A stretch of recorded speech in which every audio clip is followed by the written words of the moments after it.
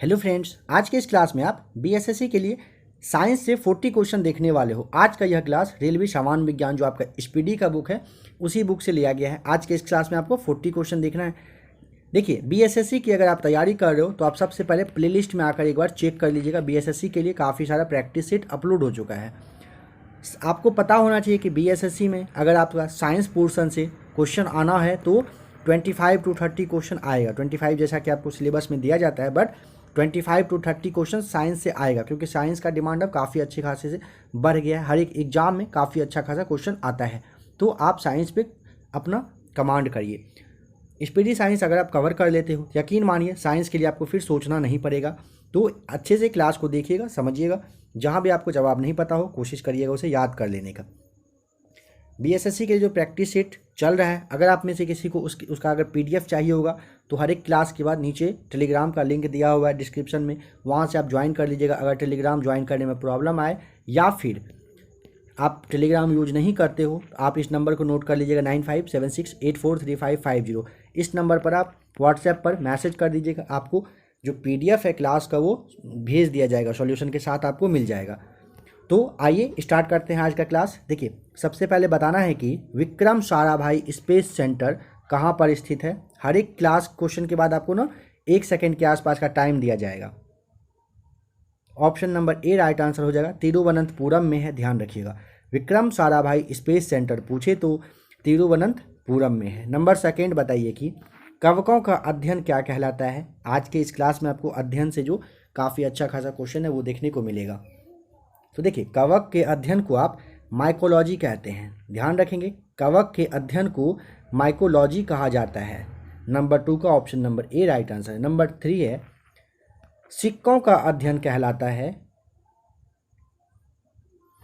Numismatic कहलाता है। Option number D right answer हो जाएगा। सिक्कों का अध्ययन अगर पूछे तो न्यूमिस्मैटिक के नाम से आप जानते हैं, ठीक है। नंबर 4 है, सेलुलर और मॉलिक्यूलर जीव विज्ञान केंद्र जो है ये कहाँ पर स्थित है।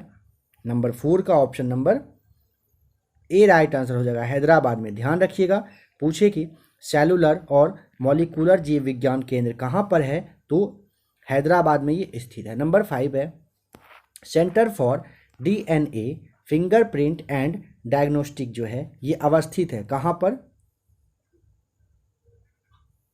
Option number D right answer हो जाएगा, हैदराबाद में। ध्यान रखेंगे, centre for DNA fingerprint and diagnostic अगर आपसे पूछता है कहाँ पर है तो हैदराबाद में। Option number D right answer हो जाएगा। नंबर 6 है, आधुनिक वर्गीकरण का पिता किसे कहा जाता है।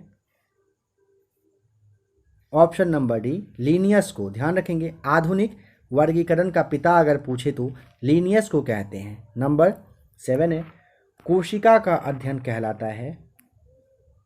Number 7 option number C cytology के नाम से जानते हैं। अगर पूछे कि कोशिका का अध्ययन क्या कहलाता है तो साइटोलॉजी कहलाता है। नंबर 8 है, कोशिका सिद्धांत का प्रतिपादन किसने किया था।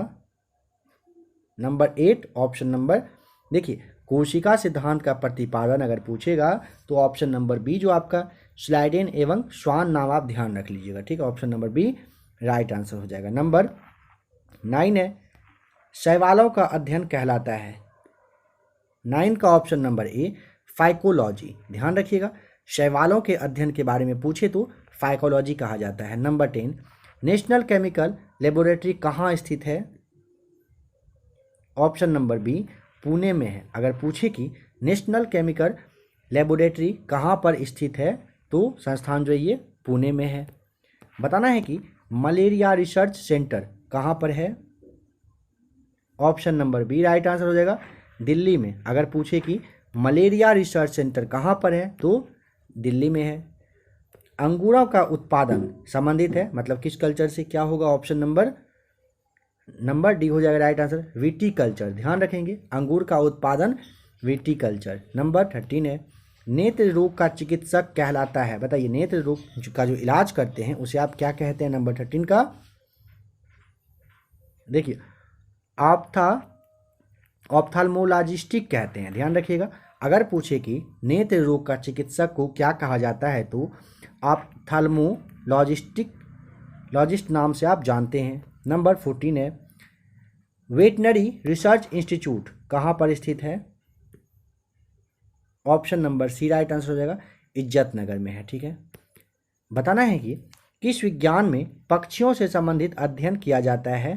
पक्षियों से संबंधित पूछा है तो 15 का ऑप्शन नंबर आपका यहाँ पे बी हो जाएगा।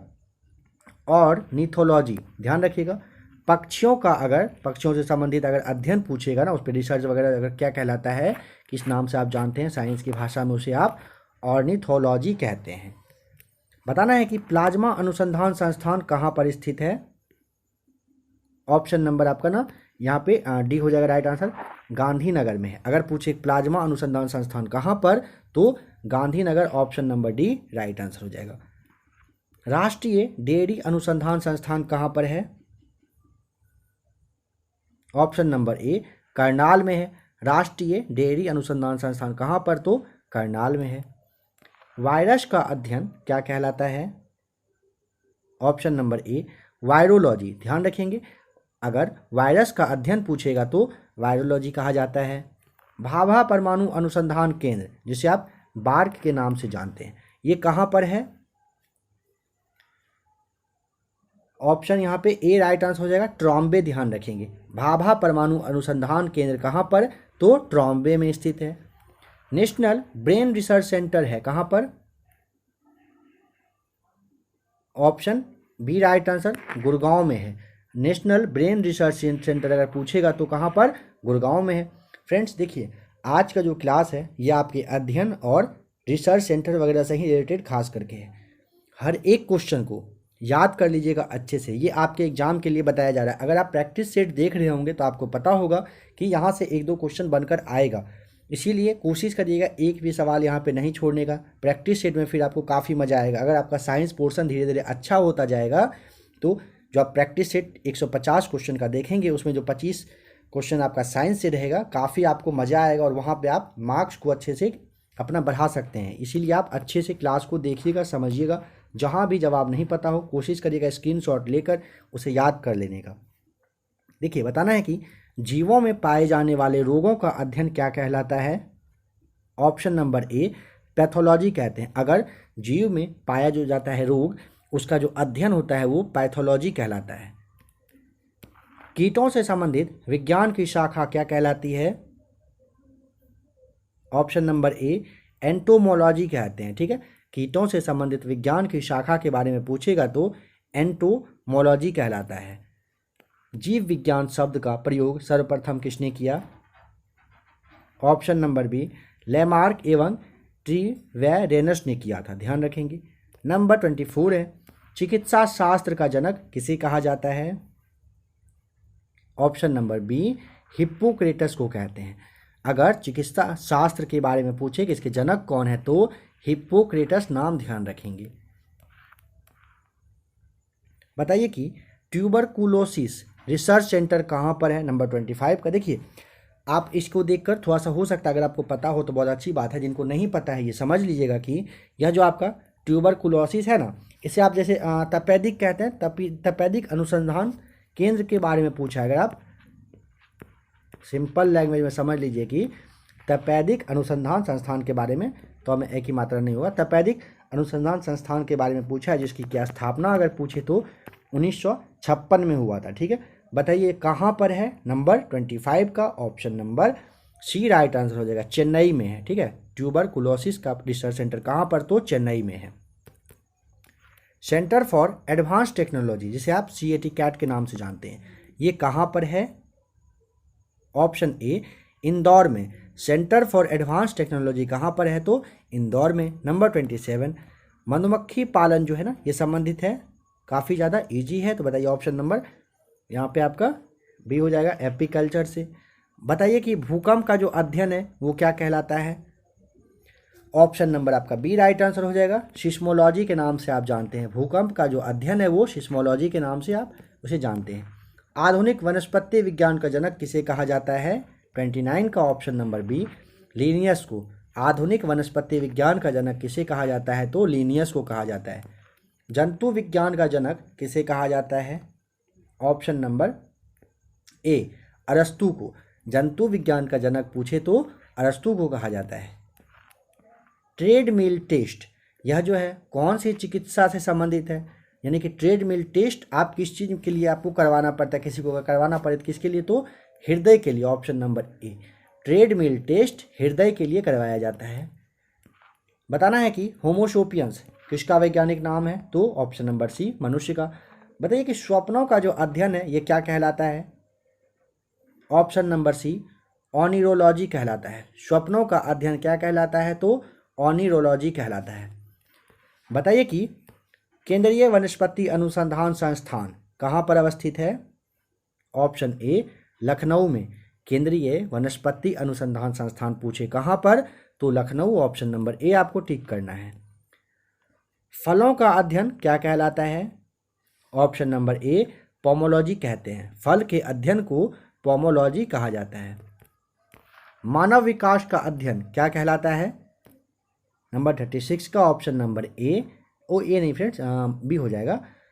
मानव विकास का अगर पूछे तो एंथ्रोपोलॉजी के नाम से आप जानते हैं। मानव विकास का अध्ययन किस में होता है, तो मतलब जो होता है इसे आप क्या कहते हैं, तो एंथ्रोपोलॉजी कहा जाता है।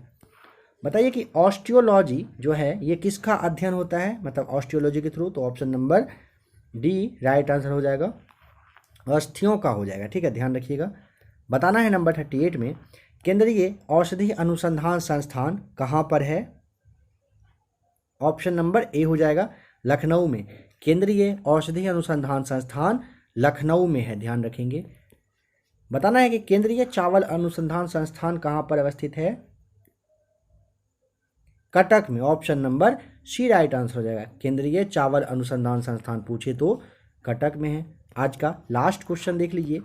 बताना है कि कीटों का अध्ययन क्या कहलाता है, कीटों का अध्ययन, तो option number C right answer हो जाएगा। एंटोमोलॉजी के नाम से आप जानते हैं।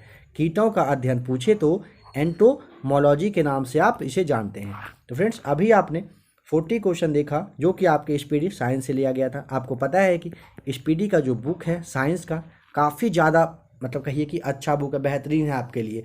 अगर आपके पास बुक हो तो कोशिश करिएगा 1 से 2 पेज पर डे पढ़ने का, नहीं तो आप प्रैक्टिस सेट लगाइए। बहुत ही जल्द आपका जो स्पीडी साइंस है इसे कवर करवा दिया जाएगा।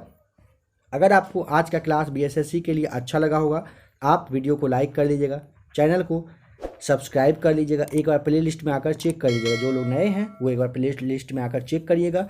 बीएसएससी से रिलेटेड हर एक तरह का मटेरियल आपके लिए एबीसी एकेडमी पर अवेलेबल रहेगा।